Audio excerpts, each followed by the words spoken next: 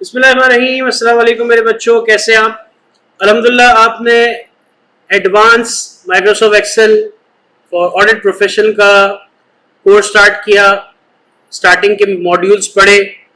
अब एक और मॉड्यूल आपकी खिदमत में है जिसमें पिवट टेबल और पिवट चार्ट से रिलेटेड हम बात करेंगे।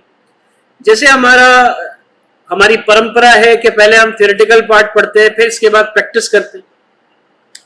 तो देखिए, पिवट टेबल से रिलेटेड हमारे पास दो तरह की बातें, एक है पिवट टेबल और एक है हमारे पास एडवांस फिल्टर। तो दोनों को हम पहले पढ़ लेते हैं, फिर उसकी प्रैक्टिस भी कर लेंगे। पिवट टेबल है क्या? देखिए, पिवट टेबल आपके डैशबोर्ड मेकिंग पे बहुत काम आता है।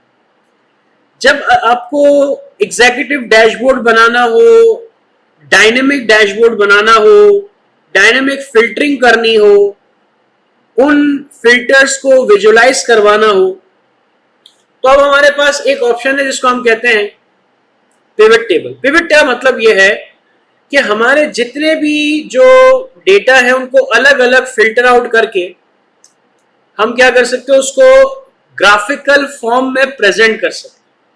ठीक है जी। तो मैं आपको ये पूरा पार्ट समझाऊंगा और एक मुनासिब प्रैक्टिस आपको मैं बता दूंगा, यानी कोशिश होगी कि एक डैशबोर्ड बना के दिखा दूं। ठीक है ना? तो उससे ये होगा कि आपको थोड़ा अंदाजा हो जाएगा। तो सबसे पहले पढ़ लेते हैं पिवट टेबल है क्या। तो यहां पर लिखा हुआ है, pivot table and pivot chart are powerful tool in Excel used for analysis, यानी analysing and summarising large data set. जब हम बिग डेटा की बात करते हैं, उसको समराइज करने में, उसको फिल्टर आउट करने में, उसको सॉर्ट करने में, उसको एनालाइज करने में और उसको विजुलाइज करवाने में हमारी हेल्प करते हैं। जैसे यहां लिखा है विजुअल रिप्रेजेंटेटिव्स। ठीक है। इस टूल को इस्तेमाल करने का रीजन क्या है? These tool are essential for audit reporting analysis because they enable auditor to quickly and efficiently analyse large data. फौरन से पता चल जाता है कौन एब्सेंट है, कौन प्रेजेंट है, फला फला जो भी पता करना है आपको इंस्टेंट चल जाता है। अब ये सिंटेक्स का मतलब है हाउ टू यूज। सिंटेक्स का मतलब है हाउ टू यूज करने का तरीकेकार क्या है? आपके पास डेटा सेट होगा, जिस डेटा पे आप पिवट अप्लाई करना चाहते हैं उस डेटा को आपने क्या करना है, उस पर सेलेक्ट, उसमें से किसी भी एरिया को क्लिक करना है, सेल को सेलेक्ट करना है, इंसर्ट के टैब में जाना है, वहां पर पिवट टेबल होगा, उसको सेलेक्ट करना है, वो ऑटोमेटिकली आपकी पूरे डेटा सेट को क्या करेगा, सेलेक्ट कर लेगा।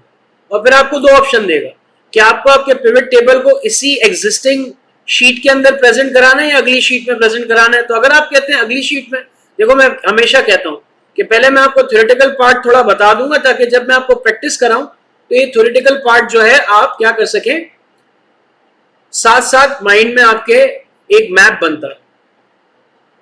फिर आपके पास मल्टीपल रॉज आ जाएंगी। अब मैं ये करके दिखाने वाली चीज है, क्योंकि अक्सर बच्चे मुझसे कोर्स में पूछते हैं सर थ्योरी नहीं पढ़ाई। तो बेटा ये थ्योरी इसी तरह की होती है, क्योंकि Excel it's all about practice ना।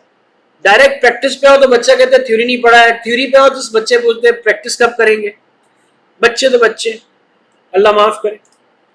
फिर हमारे पास ये एप्लीकेशन है कि हम अपने इस पिवट टेबल को कहां कहां अप्लाई कर सकते हैं। तो आप अपने फाइनेंशियल डेटा को समराइज करने के लिए अप्लाई कर सकते हैं, ट्रेंड को एनालिसिस करने के लिए आप पिवट टेबल का इस्तेमाल कर सकते हैं, कंपेयर डेटा को, कंपेरिजन ऑफ डेटा को कर सकते हैं, रिजल्ट है, रेशो है, बहुत सी चीजों का आप कंपेयर करने के लिए। यानी कि आप जब बात करते हैं डेटा सोर्स की, डेटा को जिस तरह से आप एनालाइज करना चाहें, क्या इनसाइट निकालनी है वो आप ही जानते हो। एचआर के लिए अलग तरह का एनालिसिस होती है, मार्केटिंग के लिए अलग तरह की एनालिसिस होती है, फाइनेंशियल डिपार्टमेंट के लिए अलग तरह की है, प्रोक्योरमेंट के लिए अलग तरह की है, मैन्युफैक्चरिंग के लिए अलग तरह की है, सर्विस का अलग है। तो हर चीज का अलग अलग है।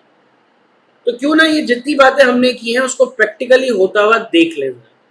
तो जरा मैंने आपको जो एक्सेल शीट दी है उसमें प्रैक्टिकली किस तरह काम कर रहे हैं उसको देख लेते हैं। ठीक है।